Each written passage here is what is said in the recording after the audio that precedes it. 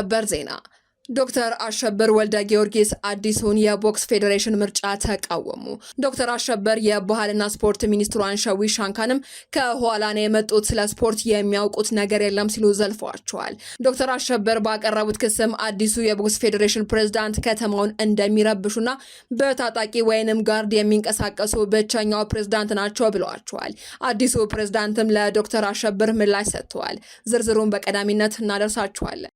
5 ኢትዮጵያውያን ጋዜጠኞች ከእስር እንዲፈቱ በሽብርተኝነት ተግባር ላይ መሳተፋቸውን በግድ እመኑ እየተባሉ ከመንግስት ጫና እየተደረገባቸው መሆኑ ተሰማ።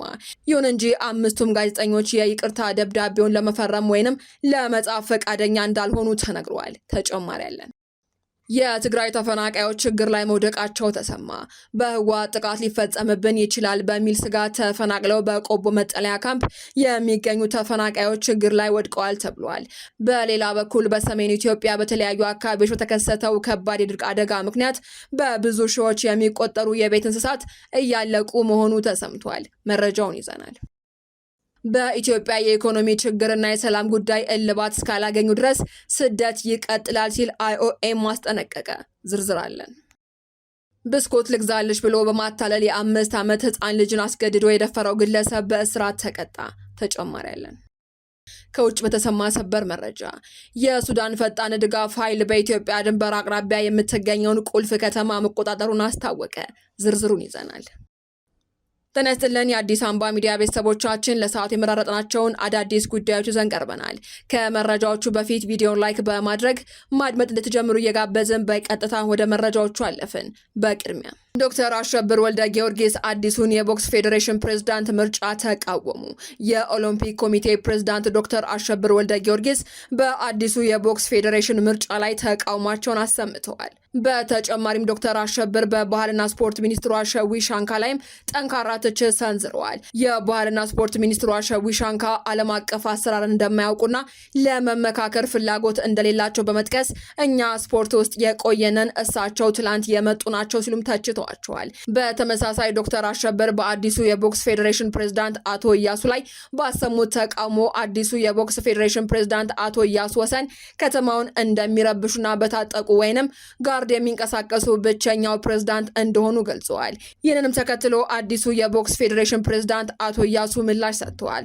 በምላሻቸውም ዶክተር አሸብር ለሀገር እያሰቡ እንዳልሆነ በመግለጽ $1000 ከፍለን ኦሎምፒክን መክሰስ እንችላለን፣ ነገር ግን ለሀገር በማሰብ ነው ዝም ያልነው ብለዋል። 5 ኢትዮጵያውያን ጋዜጠኞች ከእስር እንዲፈቱ በሽብርተኝነት ተግባር ላይ መሳተፋቸውን በግድ እመኑ እየተባሉ ነው ተባለ። ዓለም አቀፉ የጋዜጠኞች መብት ተሟጋች ድርጅት የሆነው CPJ ለ3 ዓመታት በእስር ላይ የሚገኙትን 5 ኢትዮጵያውያን ጋዜጠኞች እንዲለቀቁ በሽብርተኝነት ተግባር ላይ መሳተፋቸውን እንዲያምኑና ይቅርታ እንዲጠይቁ ጫና እየተደረገባቸው መሆኑን ገልጿል። ድርጅቱ የኢትዮጵያ ባለስልጣናት ጋዜጠኞችን በአስቸኳይ እንዲፈቱም ጥሪ አቅርቧል። በእስር ላይ የሚገኙት ጋዜጠኞች ማለት ጎበዜ ሲሳይ፣ መስከረም አበራ፣ ገነት አስማማው፣ ዳዊት በጋሻውና አባይ ዘውዱ በ2015 ዓ.ም በአማራ ክልል ከተከሰተው አለመረጋጋት ጋር በተያያዘ በሰሩት ዘገባ የሽብርተኝነት ክስ ቀርቦባቸዋል። እንደ CPJ መግለጫ የጋዜጠኞቹ ጠበቃ ሰለሞን ገዛኝ 5ቱም ጋዜጠኞች የይቅርታ ደብዳቤውን ለመፈረም ወይንም ለመጻፍ ፈቃደኛ እንዳልሆኑ ተናግረዋል። በተጨማሪም የማረሚያ ቤት ኃላፊዎች ጋዜጠኞቹን ከሌሎች እስረኞች በመለየት በመንግስት የቀረበውን የይቅርታ ረቂቅ ሰነድ ተከትለው የራሳቸው ደብዳቤ እንዲያዘጋጁ ለማስገደድ ማስፈራሪያ እያደረሱባቸው እንደሆነም ጠበቃው ገልጿል። የትግራይ ተፈናቃዮች ችግር ላይ መውደቃቸው ተሰማ። በህወሓት ጥቃት ሊፈጸምብን ይችላል በሚል ስጋት ከራያ የተለያዩ ወረዳዎች ተፈናቅለው በቆቦ መጠለያ ካምፕ የሚገኙ ተፈናቃዮች ችግር ላይ ወድቀዋል ተብሏል። ከ17000 በላይ ተፈናቃዮች በቆቦ ከተማ ተጠልለው የሚገኙ ሲሆን ከ2 ወር በፊት የተወሰኑ ድርጅቶች ሰብአዊ እርዳታ እየሰጡ የነበረ ሲሆን አሁን ግን እነዚህ የእርዳታ ድርጅቶች ከአካባቢ በመልቀቃቸው ምክንያት እርዳታና ድጋፍ የሚሹ ወገኖች በረሃብና በህመም አደጋ ውስጥ እንደሚገኙ ተገልጿል። ተፈናቃዮቹም ከፌዴራል መንግስቱና ከለጋሽ አካላት አስቸኳይ ድጋፍ ይሻሉ ነው የተባለው። በሌላ በኩል በሰሜኑ ኢትዮጵያ በተለያዩ አካባቢዎች በተከሰተው ከባድ የድርቅ አደጋ ምክንያት በብዙ ሺዎች የሚቆጠሩ የቤት እንስሳት እያለቁ መሆናቸውን ከአካባቢው የወጡ መረጃዎች ጠቁመዋል። በትግራይ ክልል የተለያዩ ወረዳዎች፣ በአማራ ክልል ዋግምራ ዞን፣ በሰሜን ጎንደር ጠለምትና በየዳ ቆላማ አካባቢዎች የክረምት ዝናብ ባለመዝነቡ ምክንያት የቁም እንስሳት እልቂት ይበልጥ እየከፋ መጥቷል ነው የተባለው። በተለይም በሰሜን ጎንደር ጠለምት ቀጠና ከ11 ሺህ በላይ የቀንድና የጋማ ከብቶች እንዲሁም የበግና ፍየሎች ማለቃቸው ታውቋል። በሌላ በኩል በትግራይ ክልል በአብዛኞቹ አካባቢዎች በዚህ ክረምት የተዘራና የበቀለ እህል ጨርሶ አለመኖሩን ምንጮቹ ገልጸዋል። የድርቁ ስፋትና የሚያሳድረው ተጽዕኖ በሰሜን ኢትዮጵያ አካባቢዎች ከፍተኛ እየሆነ የመጣ ሲሆን ሁኔታው እጅግ አሳሳቢ ደረጃ ላይ መድረሱን የደረሱን መረጃዎች ያመለክታሉ።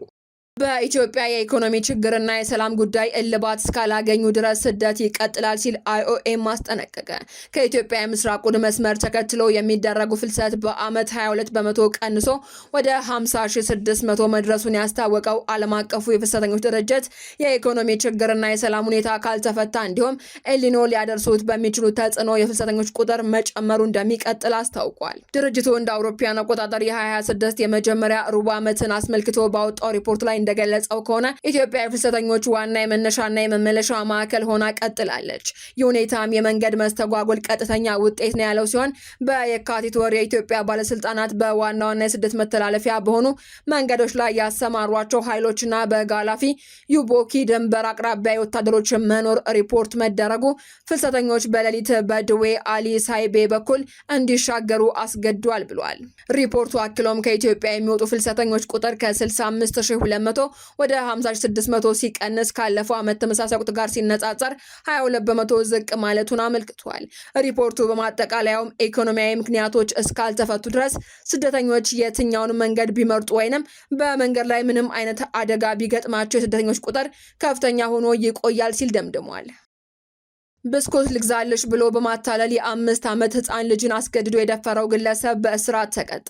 በሃላባ ዞን በሃላባ ቁሊቶ ከተማ ዛላ ፍሬ ቀበሌ ደነቤ ፋማ ቀጠና ልዩ ስፍራው ነው ወንጀሉ የተፈጸመው ተብሏል። ተከሳሽ ባህሩ ሸርሞሎ የተባለ ግለሰብ ሲሆን የ5 ዓመት ህፃን ልጅ የሆነችውን ግለሰብ በግምት ከቀኑ 11 ሰዓት በሚሆንበት ጊዜ በሃላባ ቁሊቶ ከተማ ዛላ ፍሬ ቀበሌ ደነቤ ተብሎ በሚጠራው ስፍራ ብስኩት እገዛልሻለሁ ብሎ በማታለል ያስገድዶ መድፈር ወንጀል መፈጸሙን የዞኑ ፖሊስ አዛዥ ኮማንደር ኑሪዬ ከድር ተናግረዋል። ፖሊስ ግለሰቡ በተጠረጠረበት የግብረ ስጋ ድፍረት በደል መፈጸሙን ወንጀል የምርመራ መዝገቡን አጠናክሮ ለሃላባ ቁሊቶ ከተማ አስተዳደር አቃቤ ሕግ ያስተላልፋል። ተከሳሽ ወንጀሉን አልፈጸምኩም ብሎ ክዶ የተከራከረ ሲሆን አቃቤ ሕግ የሰውና የሰነድ ማስረጃ በማቅረብ ከሰማ በኋላ ተከሳሽ እንዲከላከል ብይን ቢሰጥም የቀረበበትን የወንጀል ክስና ማስረጃ ማስተባበል ባለመቻሉ በተከሰሰበት የወንጀል ሕግ ጥፋተኛ ተብሏል። በዚህም የሃላባ ቁሊቶ ከተማ የመጀመሪያ ደረጃ ፍርድ ቤት ተከሳሹ በተከሰሰበት የወንጀል ክስ በ14 ዓመት ጽኑ እስራት እንዲቀጣ ውሳኔ ማስተላለፉን ኮማንደር ኑሪዬ ከድር ጨምረው ተናግረዋል። ከውጭ በተሰማ ሰበር መረጃ የሱዳን ፈጣን ድጋፍ ኃይል በኢትዮጵያ ድንበር አቅራቢያ የምትገኘውን ቁልፍ ከተማ መቆጣጠሩን አስታወቀ። የሱዳን ፈጣን ድጋፍ ኃይል RSF እና አጋር ታጣቂዎች ከኢትዮጵያ ጋር በሚዋሰነው ብሉ ናይል ግዛት ውስጥ የምትገኘውንና ስትራቴጂካዊ ጠቀሜታ ያላትን አልኩርሙክ ከተማን መቆጣጠራቸውን አልጀዚራና ዘ ናሽናል ዘግበዋል። የወታደራዊና የመንግስት ምንጮች ሐሙስ ዕለት ለአልጀዚራ እንደገለጹት የሱዳን የመከላከያ ሰራዊት አባላት ለቀው መውጣታቸውን ተከትሎ የአርኤስኤፍ ታጣቂዎችና የሱዳን ህዝቦች ነጻነት ንቅናቄ ሰሜን አባላት ወደ ከተማዋ ገብተዋል። ታጣቂ ቡድኑ በበኩሉ በሱዳን ጦር ሰራዊት ላይ ከፍተኛ ጉዳት ማድረሱንና በርካታ መሳሪያዎችንና ጥይቶችን መማረኩን ገልጿል። ዜናዎቻችን አበቃን። በሰላም ቆዩን።